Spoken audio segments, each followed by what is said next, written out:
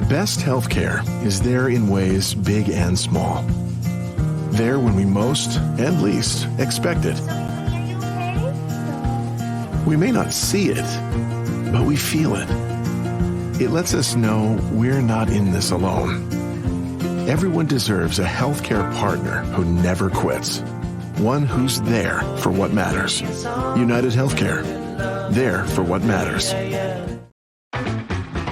Hey, I'm Charlie. I really enjoy Ramsey County's Household Hazardous Waste program.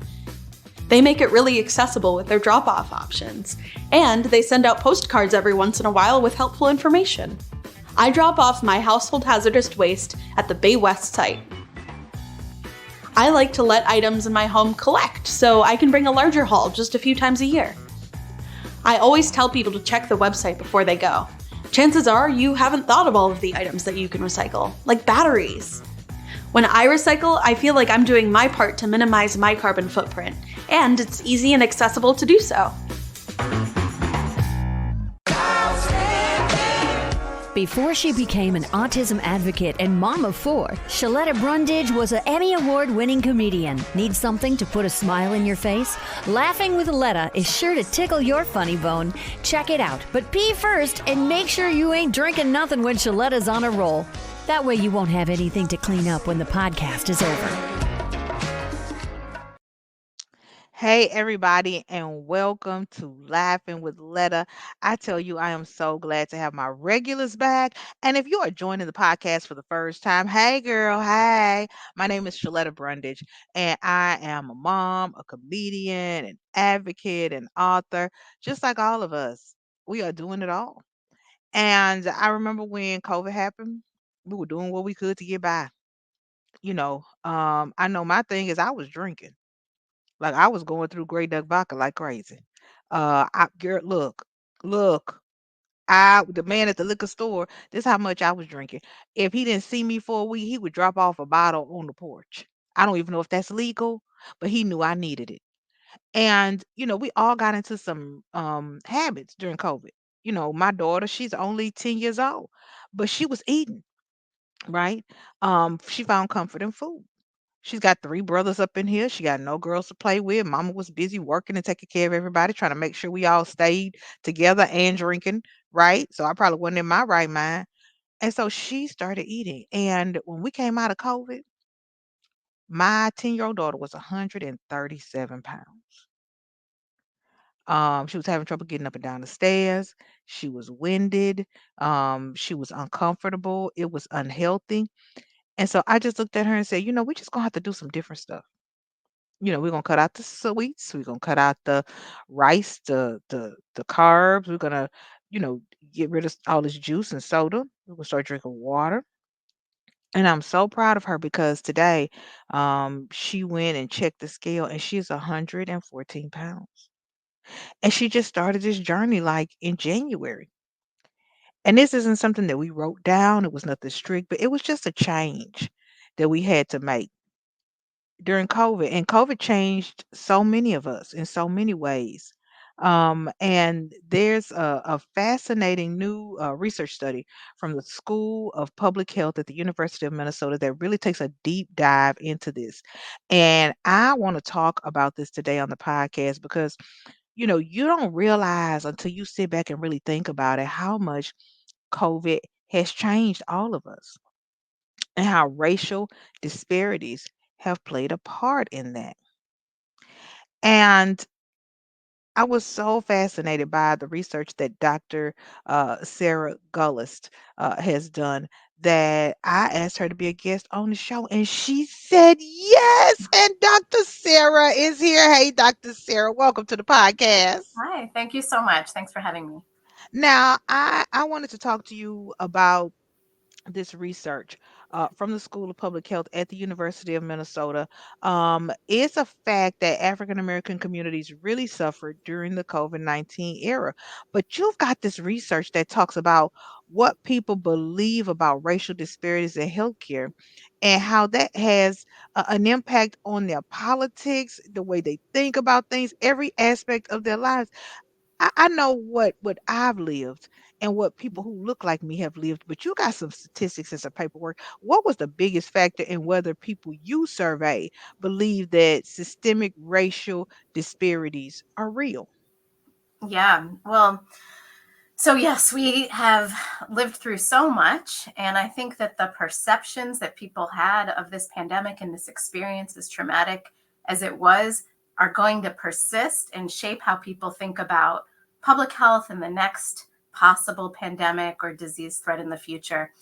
And so, we have seen that communities of color, Black people, Hispanic, Indigenous people suffered more infection, suffered more deaths, and that's a Mhm. result of racism in the institutions and the systems and the neighborhoods that contribute to who got infected, who was able to stay at home for much of the pandemic. But when we went into this study and we asked the general public back in 2023, so just 1 year ago, if people believed that these disparities were real, that they persisted, that this is important, we found the biggest difference was not people's own racial identity, but their partisanship, what political party they Mm. support. So we found that people who identified as Democrats were more likely to say that these racial disparities are a problem, as well as socioeconomic disparities, differences by income, whereas people who identified as Republican were less likely. And so Mm. we wondered whether that was true of everything about the pandemic, right? Because we've seen this politics has been so deeply related to public health Mhm. throughout the pandemic. But when we looked at whether people believe that older people were more likely to die, which we in public health also know was very true, unfortunately, Yeah. people who were older were much more likely to die, there weren't those political differences. So there was sort of uniform understanding of some differences Mm. in how COVID has affected people, but political differences when it came to race, which we think is really important because to Yeah. understand, and we need the to move on we have to have the common understanding of sort of the basic facts and evidence of the pandemic. Mhm. And our studies suggest that we don't have that. Wow. Now, a lot of the best scientists who study COVID think that there could be another pandemic in our lifetime. What did you learn about what folks can do differently, especially our leaders? It seemed like, we were looking for guidance as a nation and we just didn't have, That's uniform consistency and solid and strong leadership. And I know everybody was struggling because nobody's ever been through anything like this. But I know for me, I just didn't feel like our leaders had it together. Yeah, I think that's well stated. There was so much uncertainty, so much volatility. And then remember, it was 2020, it was an election year. So Ooh. really that political dynamic was there from the start. Right? And so Mm. it almost didn't have a chance not to become political because of the time and the place and the fact that this was a national issue in an election year with all the dynamics of who was in charge and who was making the rules at that time.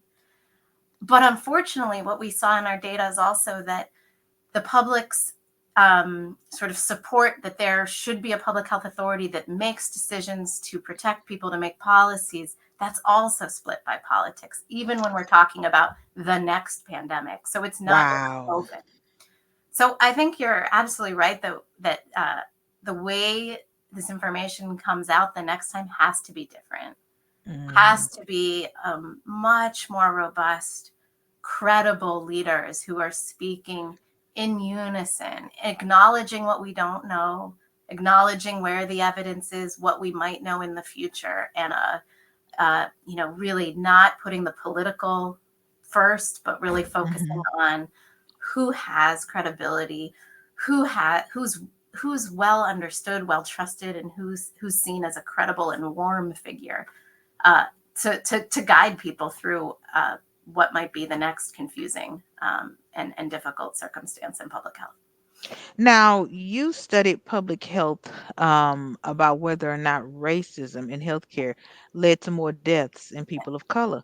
Because when COVID first happened, I mean, girl, people were saying thing came around just for black folks, just for brown folks, just for indigenous folks, just for Hmong folks, because our community was dying at a higher rate, Yes. was being impacted and affected. Our health at a higher rate than our white counterparts. What did you find out? Yeah.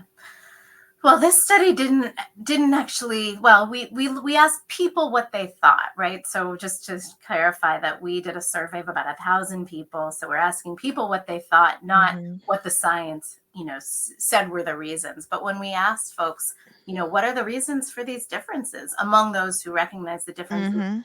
the most common answer was access to care, which is absolutely true. There's Mm. differences in access to care.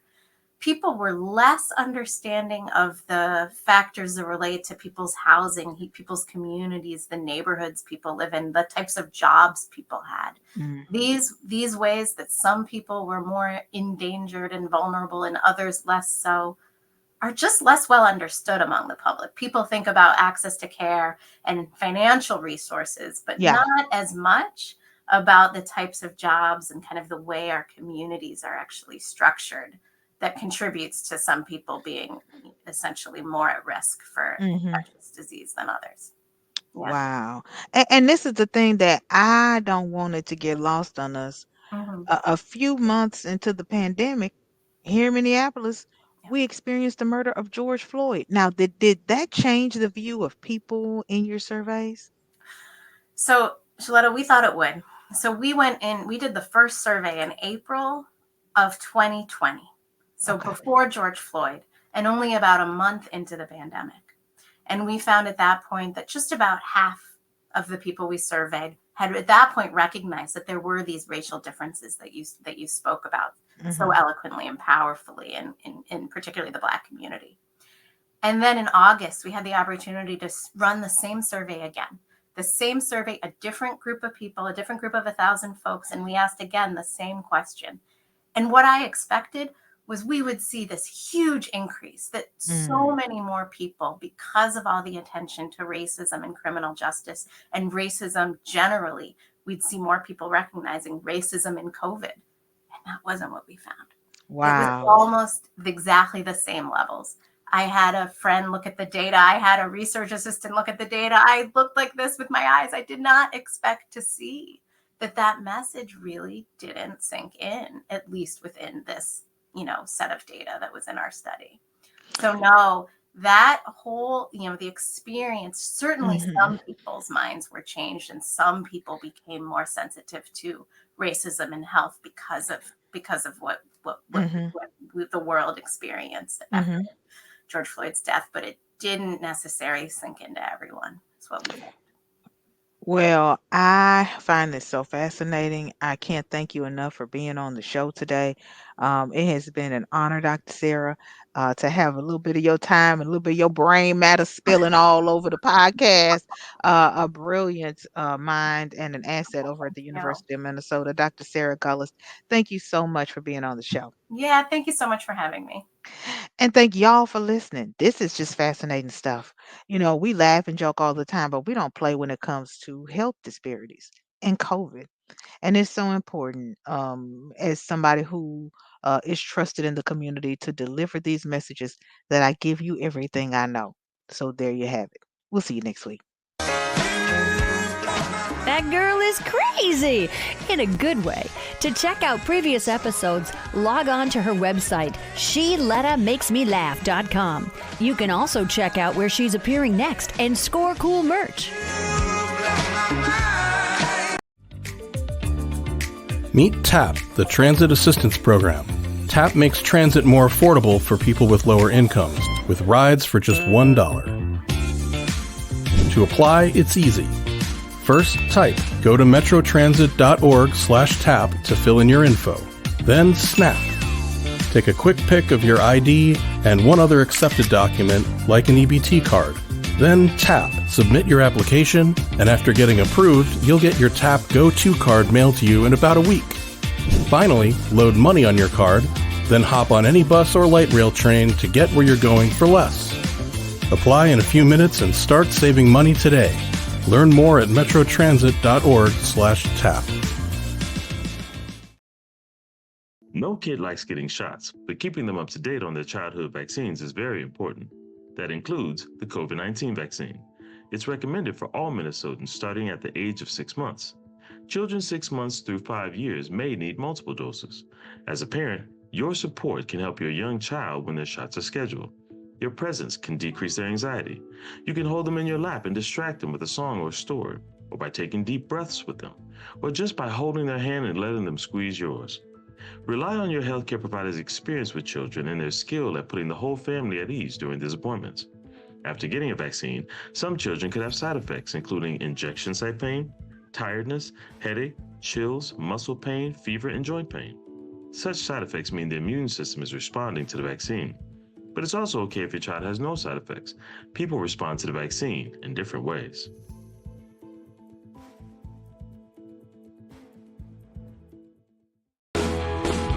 It's not just another day in your life. Things are changing for the better. At Comcast, we see those changes, and we're thinking about how we use technology today to live, work, learn, and play. And we're building for the future now, so we're better prepared for the wants and needs of tomorrow.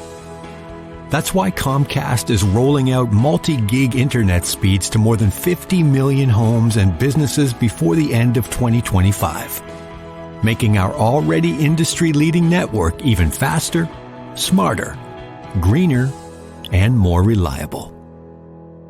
Over the decades, Comcast has been your partner, working hard to serve your community, and will continue to be your partner. We're expanding our gigabits, so you can enjoy the tiny bits that matter most. In this job, I challenge myself and grow. At Lutheran Social Service of Minnesota, Kelly makes a difference. We see people, not disabilities. I'm here for them.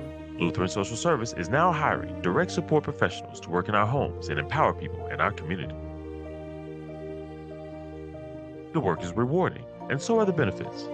Full-time direct support professionals receive medical, dental, and vision plans, matched retirement savings, paid time off, and more. LSS is a great organization. They recognize my talents and my desire to grow.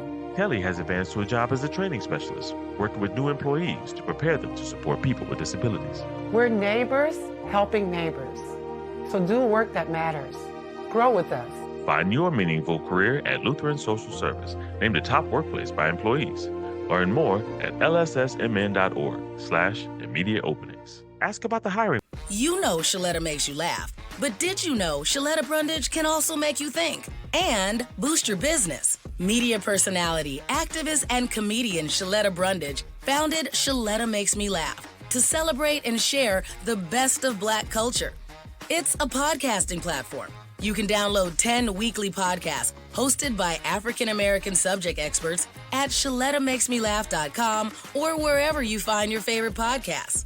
ShelettaMakesMeLaugh.com is also a production house, creating broadcast-quality commercial content. And Sheletta and her team of storytellers create powerful promotional campaigns to get businesses the brand awareness they're looking for. Some of Minnesota's top businesses trust Sheletta, and you can too. Get out the word about your events and products and get in front of communities of color with ShelettaMakesMeLaugh.com. She's got the power to help your business. Are you a woman known as a good listener? Do you have skills in de-escalating situations? Are you what they call a people person? Then the Minneapolis Police Department would like to meet you. Now in a rebuilding phase, the Minneapolis Police Department is recruiting more women to wear the badge. The department offers career options for women with a high school diploma or GED. There are also opportunities for women with 2- and 4-year degrees who are ready to apply their skills in new ways. Police work makes a great second career for social workers, teachers, nurses. Women in their 30s and 40s are welcome to apply. There's no age cap. You'll be paid while you train and mentored by veteran women officers invested in your success. Minneapolis also welcomes current police officers to join the state's largest department. Make a difference on the streets, working in your community, in a career with competitive salaries and generous benefits. Go to minneapolismn.gov and search police jobs to find out more. Hi, I'm Sheletta Brundage. I'm a media personality, podcaster, and a business owner. But my most important role is mom. 3 of my beautiful kids have been diagnosed with autism spectrum disorder. When I didn't know who to trust or where to turn, I found ACRA. ACRA provides home care services to families all over Minnesota. The care is not one size fits all. They know each one of my kids is unique. They listen to what resources we needed and what's best for our family. I've seen my kids grow and thrive with ACRA's in-home care. While autism is the most common diagnosis among ACRA clients, ACRA offers personalized in-home care services for people with disabilities, chronic illnesses, behavioral diagnosis, and mental illness. They work with children, adolescents, and older folks too. Find out more about ACRA at their website, acrahomecare.org. ACRA helps me provide my kids with a better quality of life. They can do it for your family too. If you live in an older home, it may contain lead-based paint on walls, woodwork, and windows. Even more bad news, lead exposure can be dangerous to young children and impact their brain development. And now, the good news. Hennepin County will fix lead hazards in your home at no cost to you. We were worried because of the paint in the windows in the bedroom. They were peeling and chipping, and we know that when paint peels and chips and it looks a certain way, that's possibly lead. We were worried for our children more so than anything. Eligible homes can qualify for up to $15,000 in upgrades. You may even qualify for new energy-efficient windows. Don't worry, Hennepin County has a trusted list of pre-approved contractors. You won't even have to find companies with correct licenses or certifications. I've just done a test and it's positive. So we know that this is lead-based paint, and then we know it's a hazard because it's creating dust every time this window moves and opens. And if you look in here, that's just full of lead paint chips. You won't have to stay with your cousin while you're getting the lead out. Hennepin County even pays for you and your family to stay in a hotel while the work is underway. The last good news is how easy it is to apply. Just go to hennepin.us/lead control to get started. I'm really happy with the program. We can go to bed knowing that our children are safe. That's hennepin.us/lead control. Tell your friends about it.